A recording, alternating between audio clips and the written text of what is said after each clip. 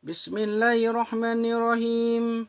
Assalamualaikum warahmatullahi wabarakatuh. Ibadah Allah yang kami muliakan, wahai kaum muslimin. Judul tema kita adalah Dilema Nadatul Ulama Indonesia ke Israel.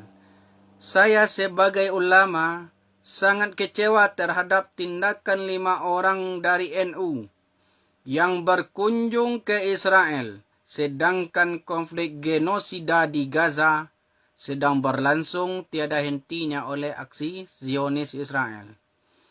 Pasalnya pasti ada orang yang membiayai kunjungan 5 orang NU menemui Presiden Israel Isaac Herzog. Siapa yang memberi izin, sedangkan ke Palestina saja tidak dapat izin untuk berangkat ke sana. Kenapa bisa lolos ke Israel? Ada apa? Kalian sudah melukai hati umat muslim Indonesia. Usai ketemu Presiden Israel, anggota NU meminta maaf. Ada apa di balik ini? Wahai kaum muslimin yang kami muliakan, kepergian 5 pemuda NU ke Israel hingga bertemu Presiden Israel mengguncang tanah air. Mereka dinilai tidak sensitif dan tidak berempati terhadap Palestina yang telah mengalami genosida oleh Zionis Israel. Pose penuh senyum. Ini nama-nama tokoh muda NU yang menemui Presiden Israel. Pertemuan cendekiawan NU dengan Presiden Israel menjadi sorotan dan mendapat kritik keras. 5 cendekiawan tersebut tampak berpose formal dan senyum, sedangkan Presiden Israel juga tersenyum yang duduk di depan mereka. Menyayangkan sikap NU yang bak mendukung gerakan Zionis Israel. Ketua MUI Bidang Hubungan Luar Negeri dan Kerjasama Internasional Sudartono Abdul Harim menyesalkan 5 tokoh muda NU yang bertemu dengan Presiden Israel. Kalau memang sebegitu mudahnya mereka bisa berjumpa dengan pimpinan Presiden Israel, pastilah mereka itu sudah melalui proses. Bagaimana dan mau apa mereka ke sana? Ada apa? Siapa mereka? PBB saja bahkan sudah melarang dan sebagainya. Pembantaian terhadap warga sipil tidak pernah mereka indahkan. Lalu bagaimana dengan NU ini? Ternyata 5 orang NU yang datang ke Israel tidak dapat izin dari NU sendiri. Jangan yang 5 orang dari NU itu sok jadi pahlawan. PBB saja tidak diindahkan oleh Israel. Apalagi Anda? Emangnya Anda siapa? Gitu.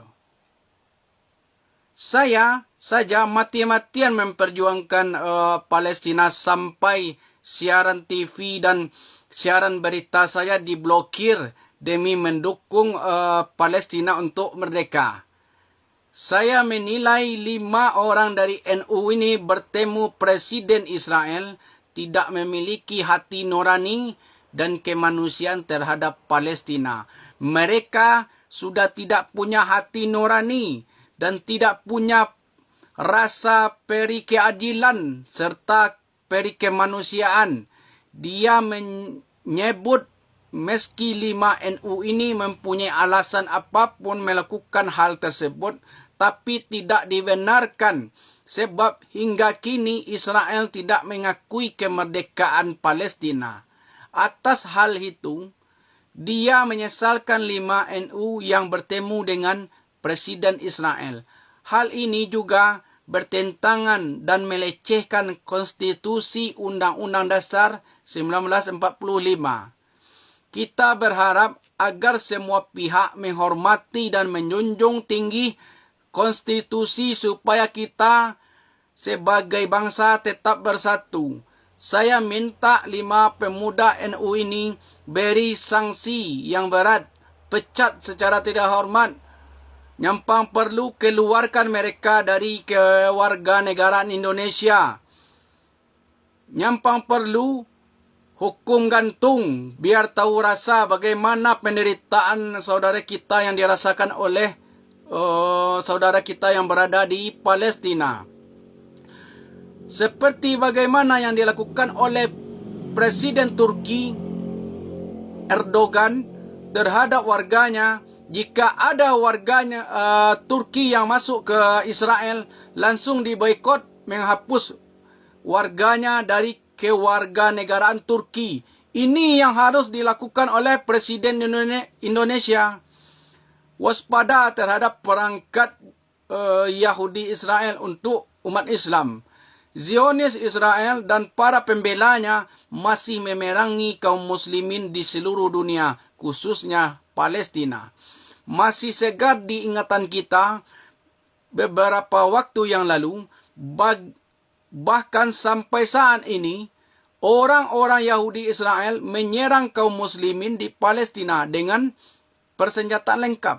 Namun, sadar atau tidak kaum muslimin Indonesia dan seluruh penjuru dunia sebenarnya sedangkan dipengaruhi oleh Zionis Israel dengan cara yang berbeda. Jika di Palestina mereka menggunakan senjata, maka di belahan bumi yang lainnya mereka memerangi kaum muslimin tanpa senjata, tapi dengan pemikiran dan makanan. Apalagi Indonesia lebih banyak memakai produk-produk Yahudi Israel. Jika tidak sadar, Indonesia ini akan bisa hancur. Camkanlah fakta biru ya bulil ya bashar la'allakum turhamun.